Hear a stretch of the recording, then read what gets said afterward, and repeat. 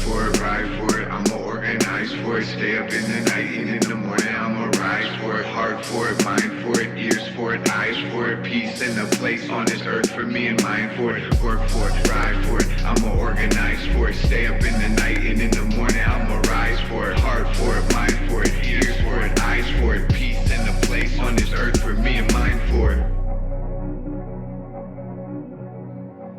I'm sitting down to speak about the war that has escalated in Ukraine this week. Like many, I've been hunted by threats of imminent invasion from Russia and saber rattling in the corporate US media. And this week, the grim predictions became reality with a widespread Russian military action against Ukraine. My heartbeat and the thoughts in my mind have been racing with the fear of war.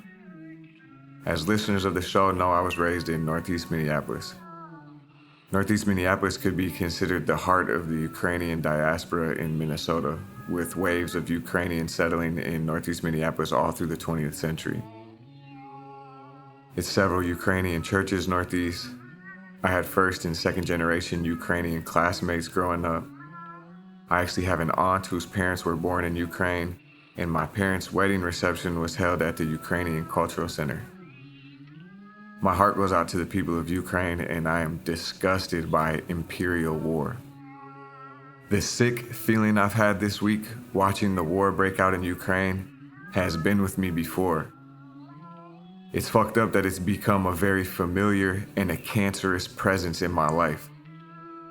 I have often grown sour in my stomach and sick in my spirit thinking about the crimes my government committed in the invasions of Iraq and Afghanistan.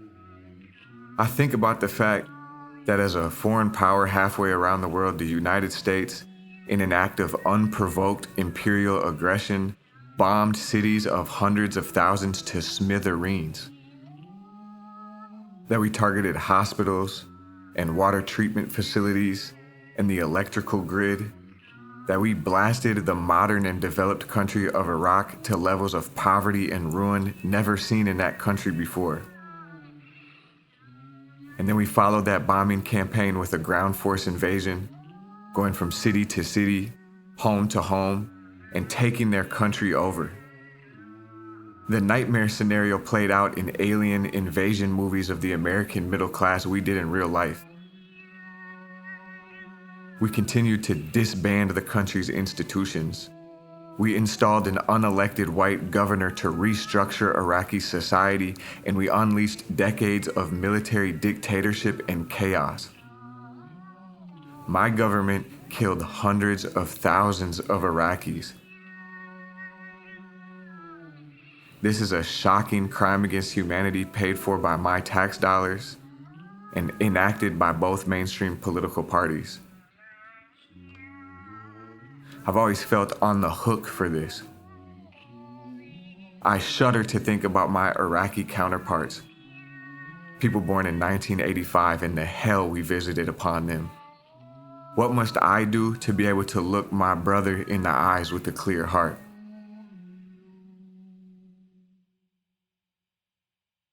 This is relevant to our relationship to Ukraine and Ukrainians, to Russia and to Russians, and to this present moment.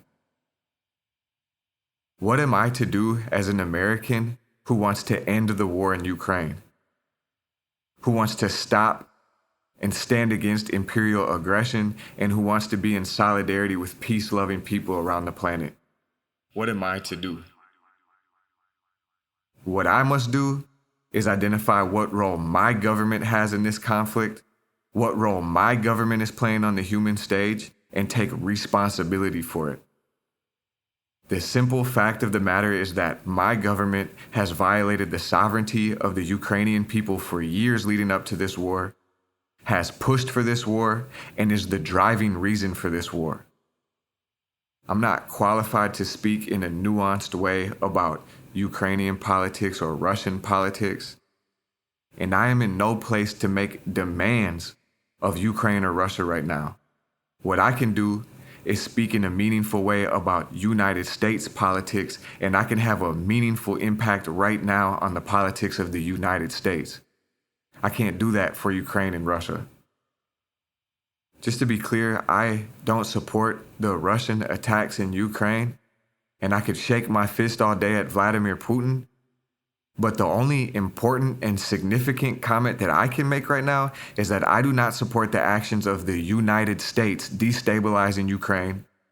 I don't support the action of the United States promoting neo-fascists in Ukraine, intervening in Ukrainian and Russian affairs, and pressing this war on Ukraine through NATO expansion. When will the people of the United States step up and challenge the military ruling class that dominates our domestic life and terrorizes the globe?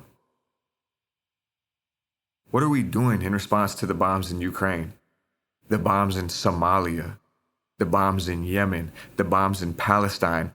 All that come back to the Pentagon, to the US government, and to both ruling class parties here domestically. What are we doing?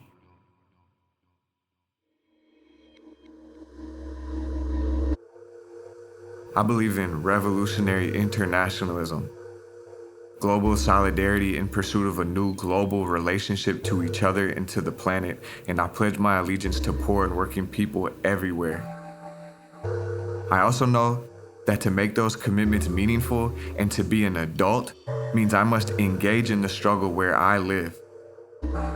How can we look any of our global comrades in the eyes with clear hearts if we don't make an earnest effort to topple the war criminals who do their business in our name, from our cities, with our tax dollars, and shamefully with our consent?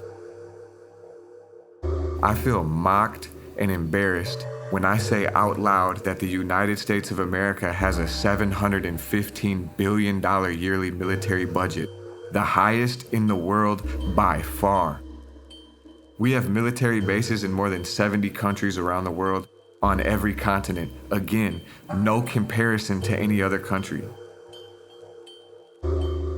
It's a cruel joke when the corporate news in the United States projects Vladimir Putin or Xi Jinping as evil aggressors with designs on domination, and American presidents as protectors of democracy, when it's our commanders-in-chief who are actively subverting democracy in South America, in Central America, in the Caribbean, all across the African continent, in Eastern Europe, in Asia, and indeed, right here in Minneapolis.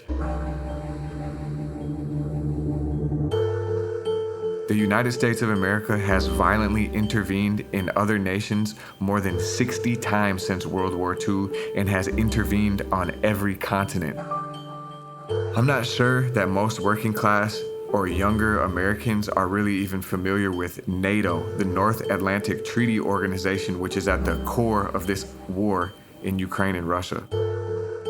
NATO is the military alliance set up by the United States and Europe after World War II to project the domination of American capitalists over the globe. NATO was set up to fight an anti-communist war against the Soviet Union and to intervene in any nation who dared to follow the democratic will away from capitalism.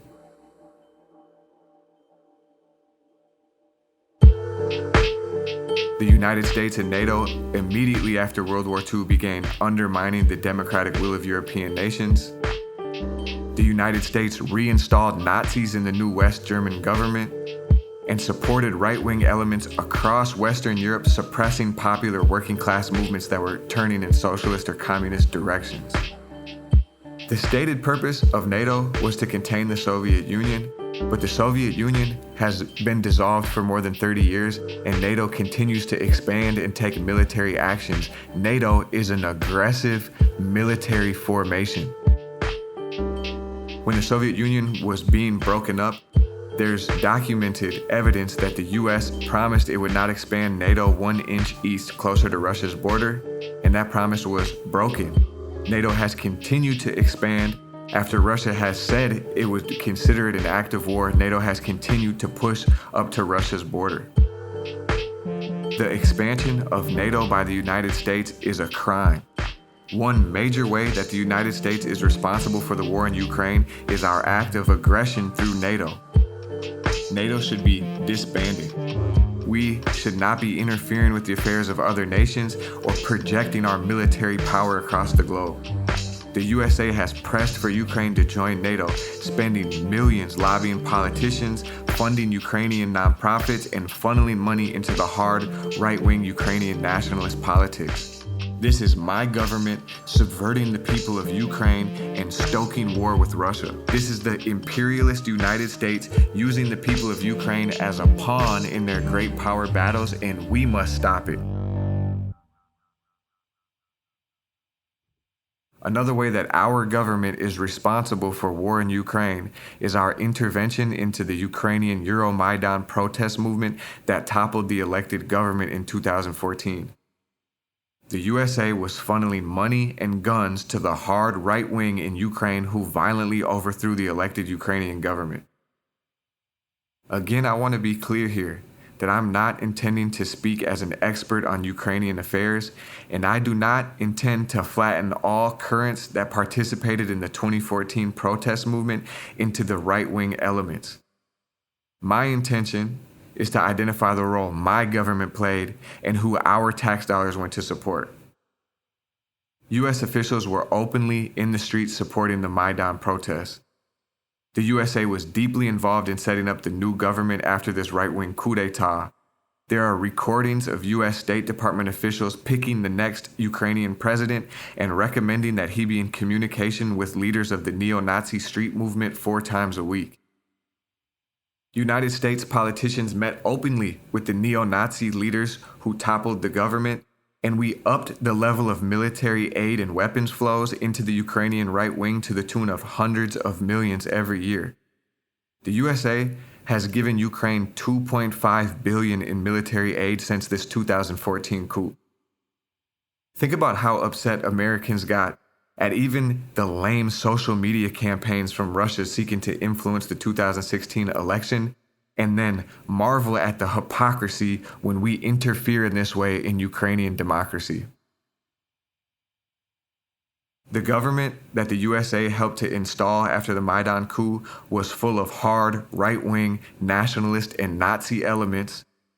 It quickly re-upped and entered into new deals with the Western-dominated International Monetary Fund that further reduced wages for working-class Ukrainians and increased the cost of living for an already struggling people. Also, this hard right-wing government at the behest of the United States pushed hard for NATO membership. The war that escalated this week, and that many in the United States are just now becoming aware of, started after the Euromaidan coup 8 years ago between Russian-speaking regions in western Ukraine that were resisting this new hard right-wing government in Kiev, and neo-Nazi-aligned paramilitary forces representing the coup government. Sabotage of Ukraine by the United States is a major contributing factor to this war.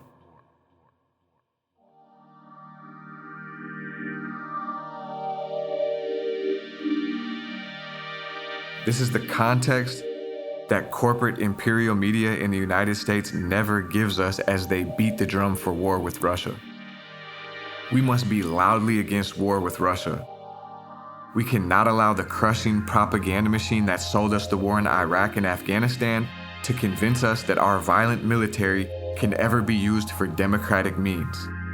We must not go to war with Russia, and we must stop our imperial games in Ukraine. We need to build a serious working-class movement in the United States with an internationalist, socialist foreign policy that is serious about confronting and dismantling our empire. We should be immediately rolling back NATO, and we should abolish NATO. We need a vision for taking our troops out of bases around the world, for slashing the Pentagon budget, for bringing the military under the control of the people, and redistributing and retooling the wealth and the people that are tied up in our military-industrial complex towards an eco-socialist redevelopment.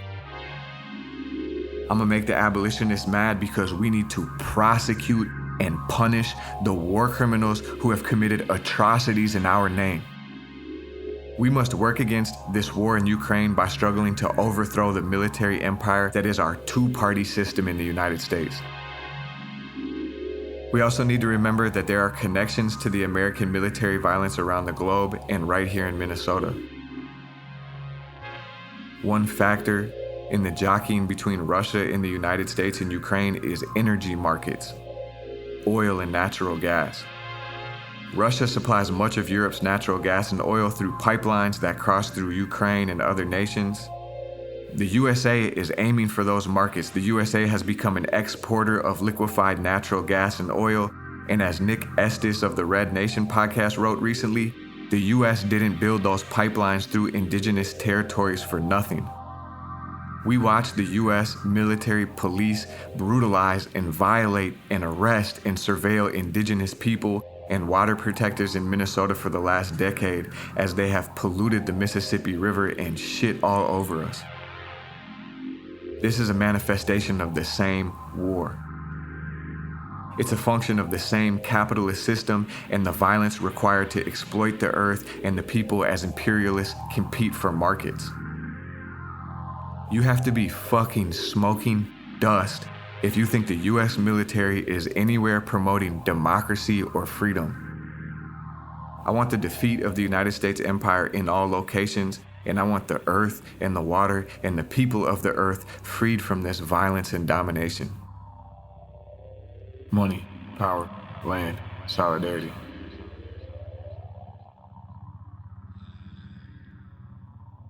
It's bigger than money. You're more than that.